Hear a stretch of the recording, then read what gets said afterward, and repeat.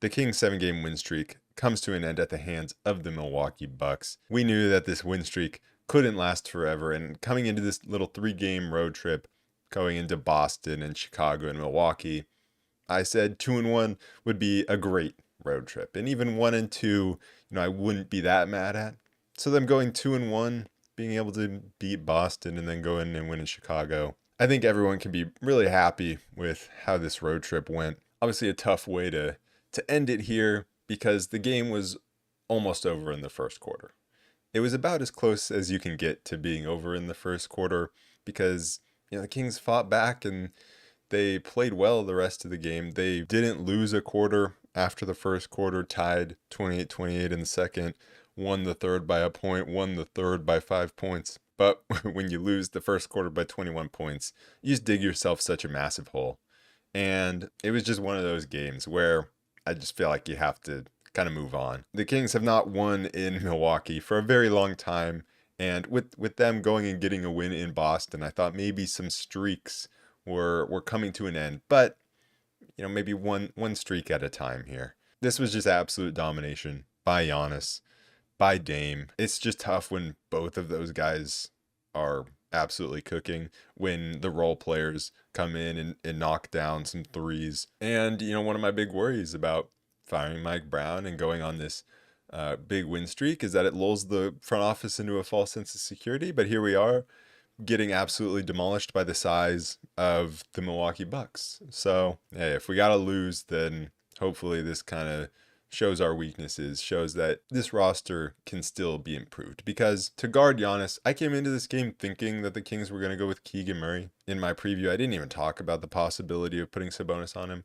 But in the past maybe 3 or 4 games that we've played against the Bucks, we've seen Sabonis guard Giannis at times. And I think Sabonis has been the best defender on Giannis because he has the strength. And I do think Sabonis is underrated in terms of his quickness. But when I say underrated, that doesn't mean he can actually keep up with Giannis. I mean, no one can truly guard Giannis. And I think just on this Kings roster, Sabonis does it the best. But the worry with putting Sabonis on Giannis then always becomes the foul trouble.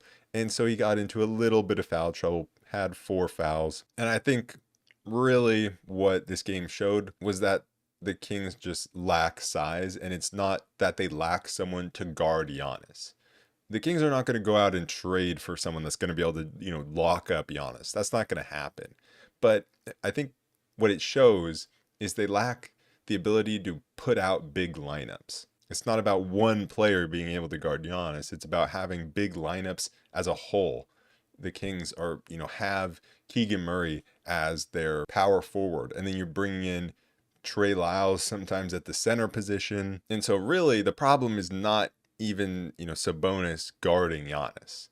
The problem is what you have on the back end behind him to try to be able to build a wall, try to be able to break things up, because Giannis was, when he would get by Sabonis, when they would set a screen for him and he would get a little space or he was out in transition, there's no one at the rim that's affecting him at all.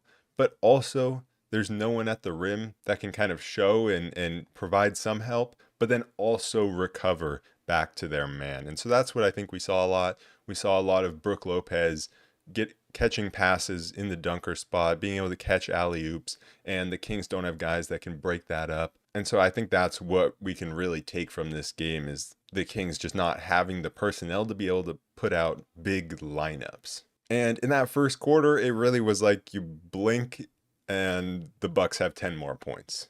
47 points in the first quarter for the Bucks. And they scored in so many different ways.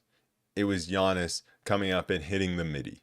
And with Giannis being able to now knock down that mid-range shot, that's just, there's nothing you can really do about that. But then you have Damian Lillard running off of screens, knocking down threes, him drawing the foul on Keon Ellis, him dribbling it up in transition and just launching a 3, him getting mismatches. We saw Giannis getting up in transition and pushing before the Kings had a chance to load up against him, and that was leaving a guy like DeMar DeRozan defending against him in transition one-on-one, which is never going to work. We saw the Bucks get multiple offensive rebounds. and be able to score off of those. We saw some pick and pop with some of the Bucks shooters setting screens for Giannis and popping out to the three-point line and hitting. We saw some pick and roll with Giannis getting to the rim, and then the Kings helping putting a whole bunch of defenders in the paint and him hitting shooters in the corners. I mean, they just picked us apart in every way possible in that first quarter. Like, even when I thought the Kings contained Giannis around a screen kind of late in the first quarter, where Giannis was going around a screen, Fox showed help, forced him back into Sabonis. Sabonis defended at the rim well, and then Giannis just kicked out to AJ Green, and Fox didn't close quick enough. The Kings just could not figure out a way to stop this Bucks offense. And then from a Kings perspective offensively, the thing I think they did well in the first quarter was try to really push the pace offensively. The first two possessions, it kind of felt like, they were settling for some jumpers without touching paint. Fox and DeMar both did. But then after that, it was DeMar getting to the rim, kicking out to Keon for a three. He missed, but Sabonis gets the rebound and draws a foul on Giannis. And then the Kings, they were just pushing the pace, knocking down threes. Fox, Domas, and Keegan all hit some threes, including Fox hitting one off the dribble, which is something that he had been struggling with a bit last game. So the Kings started out off hitting some threes, and they were hitting a nice percentage from there. And overall in the game, they shot 40% from three. But they missed so many shots inside. Whether it was Fox missing a floater or missing a layup, Keegan or Keon missing a layup in transition that was affected, I think, by Dame. And then Keegan with like a wide open putback. It looked like he could have just dunked it, and he misses. And that's always been a concern with Keegan, is just his finishing ability, which has been pretty bad. Like, he misses way too many wide open putbacks like that. He did then come around a screen and finish over Brooks, so that was a little better. But he definitely needs to improve finishing on those putbacks. Sabonis missed 2 around the rim. DeMar missed like 3 good looks from the mid-range. And so that was like the worst thing the Kings could have done, is miss so many good looks around the rim inside the arc, because that got the Bucks running the other way. And that's kind of what made it like a blink and you miss it, and the Bucks just have scored a million points because they were able to push the pace because of all the Kings misses inside. Herter also came into the game, missed 2 layups. Keegan, like, I don't know if he airballed the 3. I think it hit rim, but he missed an open 3 so badly. Then from the exact same spot, airballs a 3. So it was just such a bad quarter. It was just one of those quarters that you kind of laugh at because of how bad it was. And it just felt like one of those moments where things just snowballed. And I will say, I think we saw a lot more of this last season. I think this season, the Kings, maybe apart from that 6-game losing streak, a couple of those games, I think for the most part this season, the Kings have done a pretty good job at stopping these like massive runs from happening. I think they've been actually pretty good at responding, but here they just couldn't do that. And when you go down 21, and I think at one point they went down 28 in this game, that just feels completely insurmountable, because the Bucks just aren't one of those teams that the Kings are just going to be able to lock up and get a bunch of stops in a row, because they're just not able to stop Giannis. Giannis is going to, if he just goes to the basket, he's at least scoring on 1 out of every 3 possessions, probably, and probably more like 2 out of every 3 possessions. So it never felt like the Kings were going to get enough stops to kind of come back in this game. And that's pretty much what happened, because the offense wasn't bad. They kind of recovered from missing all around the rim in the first quarter. Well, maybe not at the start of the second. The start of the second, things were still bad, and things were still spiraling a bit.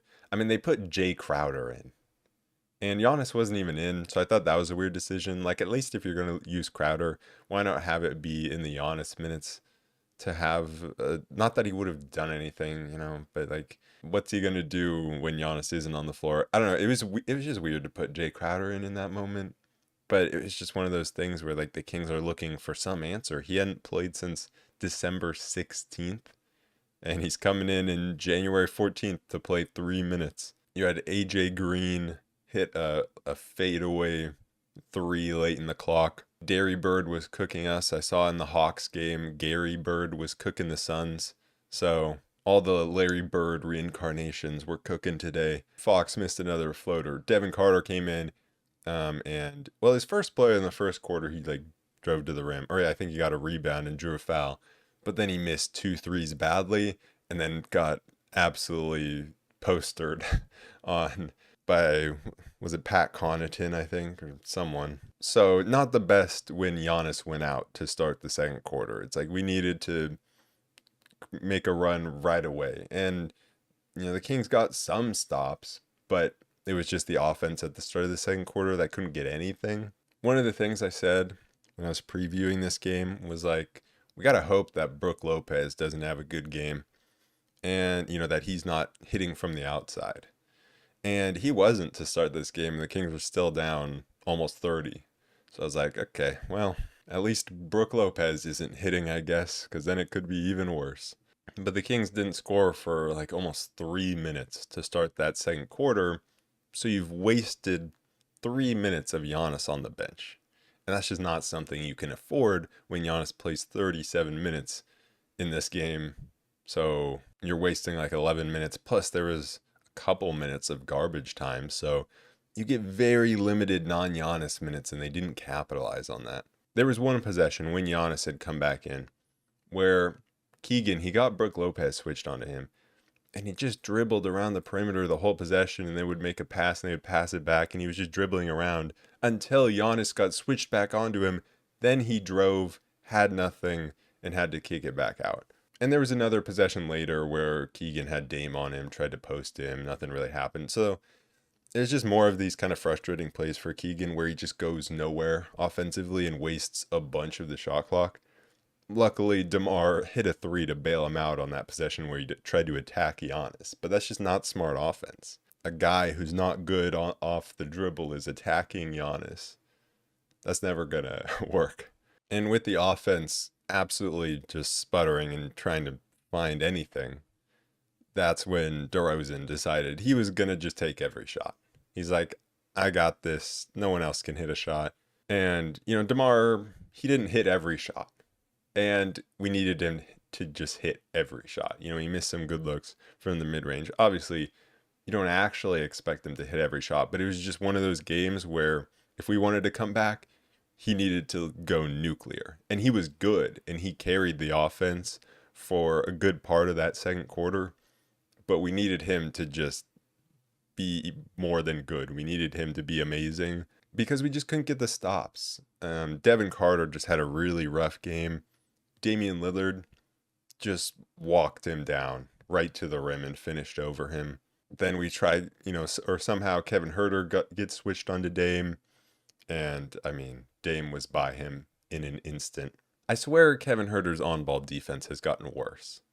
He just gets blown by so quickly with just zero resistance. So while DeMar was scoring some, he got denied continuation twice, which was rough, especially the second one. But he just kept attacking. He was drawing fouls. He was getting to his spots in the mid-range. But they couldn't get the stops against Dame, against Giannis. Then Fox kind of came back and he tried to help DeMar in the takeover. Had one really nice possession where he closed out on Dame, then stayed in front of him, locked him up the whole possession, secured the rebound, which is something he was doing really well in the first half. I think he had like 9 rebounds in the first half, ended with 11. But he secured that rebound, pushed it all the way down the court, and scored on the other end. And Fox did that multiple times. He was really trying to push it to the rim. He was really trying to push the pace, and he was finishing. But outside of DeMar and Fox in that moment, there was just no one helping, and we were just allowing them to score on the other end. There was a really bad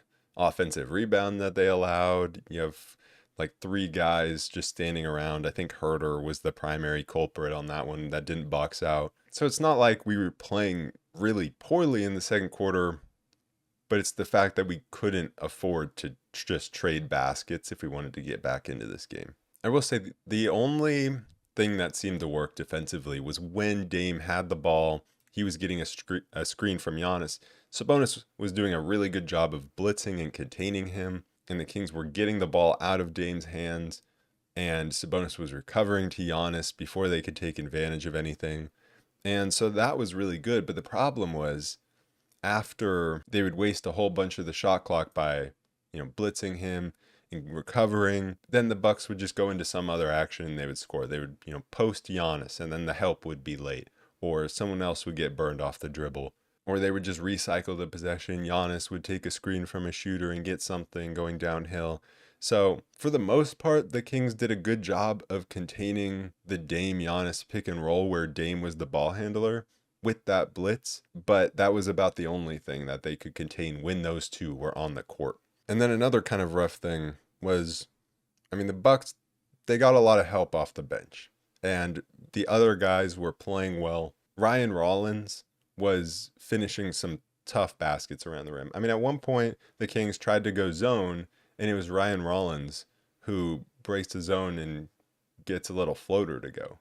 So obviously that's something that the Kings kind of had to live with in that moment, is giving Rollins a floater, even though it was pretty close to the basket. And it's like, okay, well, if he's going to hit that, and our guys, Herter's going to go down and miss a bunch of layups as our guy off the bench, and, everyone else on the Kings is missing at the rim, that's when you're like, yeah, it's just not our day. The start of the third quarter, it felt like the Kings had a little bit of a chance to get things going, and they kind of did. Keon hit just a bailout three, and he was just shooting the ball with confidence, and he was getting the ball late in shot clocks and shooting with confidence. I will say both him and Keegan were shooting it with confidence, and they combined to go 8 for 16 from the three-point line. You can't ask for any more combined three-point shooting out of those two guys. But another great play from the Bucks, where it felt like the Kings had kind of contained the possession, where again, it felt like the Kings had contained it, but then the Bucks just get it in to Giannis. Giannis throws it up to Brook Lopez, who had Fox on him, and Brook Lopez finishes at the rim. I feel like there were so many of those moments where it felt like the Kings had kind of contained the possession. Definitely not in the first quarter, but after the first quarter, it felt like there were a lot of moments where they had kind of contained everything, and the Bucks would just find some other way to break the Kings down. And they started to go to some high-low, and I think the third quarter was really where our lack of size in terms of help defense really showed. Because I feel like in the first quarter, a lot of the times, we didn't even have a chance for the help defense to even get there. But in the third quarter, they were just kind of breaking us down methodically. But the Kings did get 2 stops on Giannis at the rim in a row. But then the Kings' three-point shooting kind of failed them. They had a chance to really dig into this lead, and Keon missed an open three. Fox missed an open three. Then Fox missed another open three. And then the Kings have a miscommunication defensively, where Giannis had the ball up top. Fox left his guy in the corner, and so it looked like the Kings were going to transition maybe into some zone, and Keegan, it seemed like, was the culprit here, where he didn't get into his position to go contest the guy in the corner. I'm not exactly sure what was supposed to happen, but Fox didn't look happy with Keegan there, and Fox was the guy who left him in the corner. So all I can guess is that Keegan missed his assignment there. And of course, after the Kings missed some open threes, then Taurean Prince comes and knocks down a three. I will say the Kings' offense in that third quarter was very good. The second quarter, it was a lot of isolation. It was a lot of DeMar and Fox bailing the Kings out. In the second quarter, it was a much better process. They were running the floor and generating open three-point looks, and they just didn't knock them down. I think Fox missed 3 of them, and Keon went like 1 for 2. I will say Keon did a very good job of rebounding a lot of the misses. He had 3 offensive rebounds in this game. I think 2 of them were in that third quarter, early in the third quarter. But if they really wanted to come back in this game, they had to knock down more of those threes. But there was some success offensively. Fox finishing at the rim over Brook Lopez. Keon hitting an open 3. So I think Keon ended up going like 2 for 3 from 3 in that third quarter. So it wasn't his fault. It's definitely not his fault. DeMar had a 4-point play where Sabonis tried to find Fox on a cut inside, and he just threw it up to him, and Fox had to sky for that pass and get it over to DeMar. One thing I think that was really successful for the Kings in this game was Fox cutting off Sabonis. and maybe it went a little unnoticed in the first quarter because the Kings were getting beat so badly, but there were a lot of good cuts from Fox. Sabonis was finding him on those cuts, or it would create some kind of havoc for the Bucks defense, and they would end up leaving a three-point shooter that Sabonis would find. But then Sabonis got called for a moving screen, and that was his fourth foul. That's when Alex Len came in. I don't know if the plan was to put in Len anyways. It might have been. But yeah, so Len goes in there. And Giannis just, Len wasn't stopping him. That's one of the biggest discrepancies in terms of what a guy's getting paid to match up against each other. Giannis making whatever supermax money he's making, and then Alex Len coming in trying to guard him on a minimum. It's like, that's who we got to guard Giannis, Alex Len. We've tried that in the past. It hasn't worked. And, Len didn't do a terrible job. But, just what's he supposed to do? Giannis's passing took over, I think, at the end of that third quarter. But, he was also still scoring as well. The Kings ended up winning that quarter by 1. But, again, you need more than 1. So I think they went into the fourth quarter down 20. And then I think went down 24. And at that point, I was kind of happy. I'm like, okay, the Bucks, they're just going to put us away here. Like, let's not go through this fake comeback stuff. And then, of course, we had the fake comeback. And, it was with Giannis on the bench. And that's why it was fake, because it's like, we're doing all this, and Giannis is just going to come in and put us away. And that's exactly what happened. But Fox had a couple of nice strips and a nice pass inside to Sabonis. He also knocked down an open three.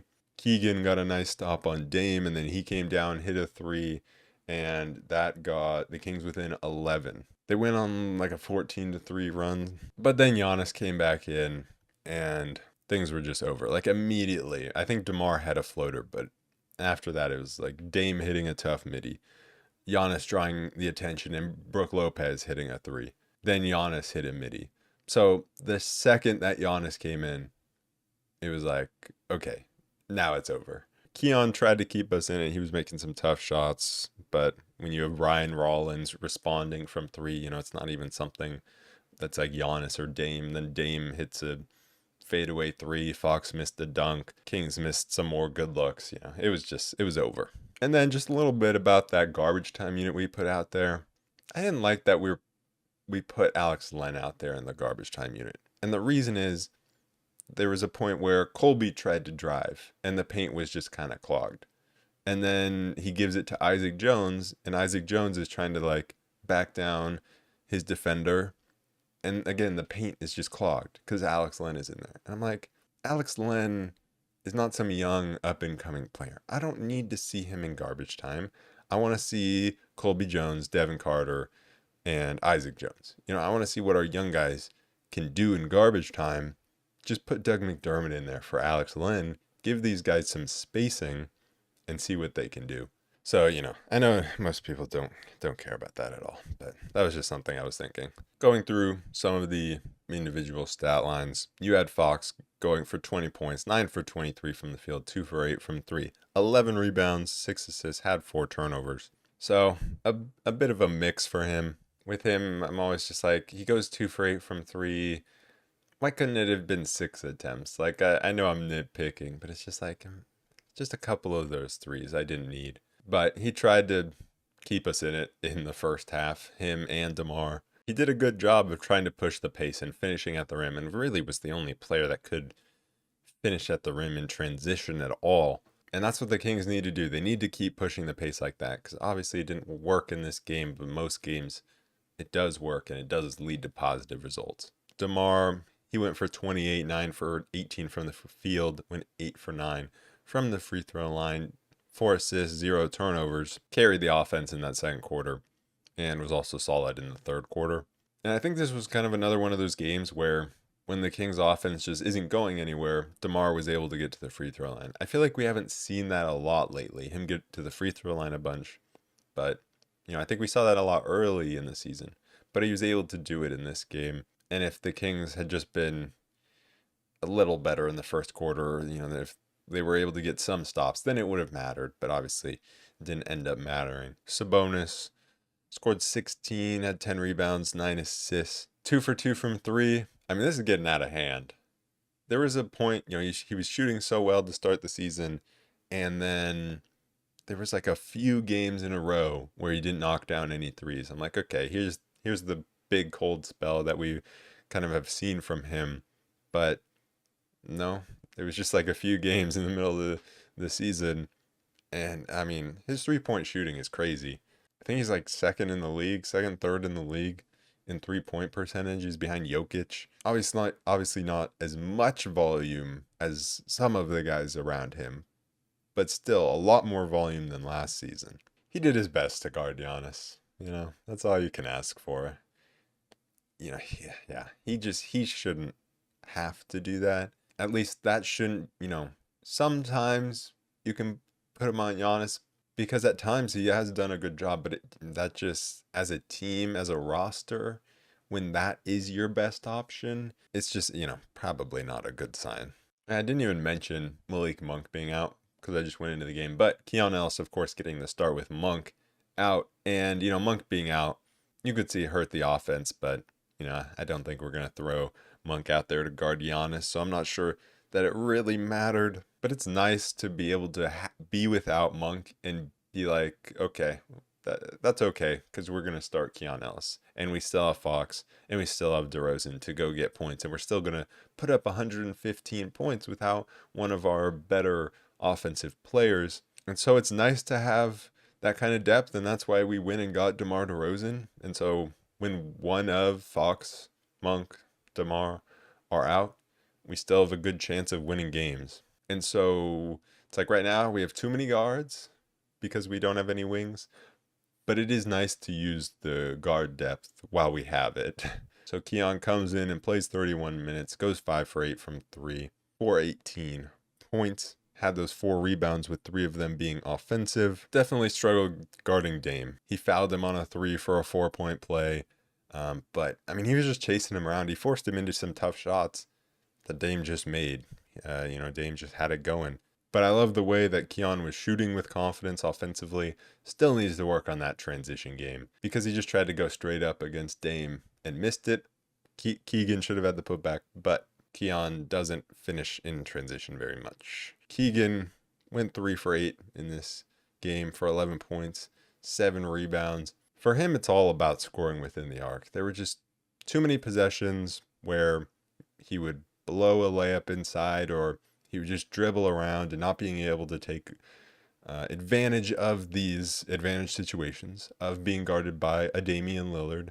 And so his 3-point shooting seems to be back, although he did like air ball twice. Maybe one of them wasn't quite an air ball, but he missed badly twice. But overall, he's been shooting really well, and 3 for 8 from 3 is totally fine. He's shooting with confidence. We just got to find a way to get, a little bit of efficiency inside the arc. Lyles only played 12 minutes off the bench because he just is such a bad matchup for anyone. He can't guard Giannis. There was one time where he got on Giannis, got absolutely cooked by a spin move. He also can't really guard Bobby Portis. Bobby Portis is too strong for him. And so he came in, hit a 3, but only played 12 minutes because he's just not a good matchup against this Bucks team. So Alex Len came in and played 9 minutes, had a couple blocks. I think he had a steal. Yeah, he did. Went for a floater inside that he missed, but got his own rebound and put it back in and tried to be disruptive at the rim, but he's another guy who is being asked to guard Giannis, where he's not the archetype that really should be guarding Giannis. He should be the guy that's helping build the wall down low and be a help defender, I think. Kevin Huerter played 18 minutes and he was pretty bad. Did hit 1 3. So, woo. But got cooked defensively. And on ball he got cooked. But it was the off-ball defense that really annoyed me because there were 2 different moments. One where his player is screening for Giannis and he's just not helping slow down Giannis at all as he's coming around the screen. Giannis just gets to the basket. And then there was another moment where this time it's Giannis who gets the ball, and so Len is sitting behind, not worrying about Giannis shooting a mid-ranger, and so Kevin Huerter kind of gets up on him as his player is running out to the 3-point line, and Giannis passes it to the three-point shooter, whoever it was, and Kevin Huerter's just still on Giannis, and he's just sitting there, and he gets caught on Giannis, not even trying to screen him. I don't know what he was doing because he has Len behind him. I don't know why he just let a wide open three-point shot happen. So a frustrating defensive game from Kevin Huerter. And then Devin Carter, he had a really rough one, 0 for 4 from 3, but it was defensively where he could not guard Dame, and Dame really put him to work. And it was about him getting killed inside. It wasn't anything on the perimeter, really. It was just him being out-muscled inside and getting finished against. So I think this was probably the first really rough game from Devin Carter of his career. So overall, a good road trip, going 2-1, and that 7-game win streak, it was going to end at some point. So now the Kings come home for 3 games before they go on a very big road trip.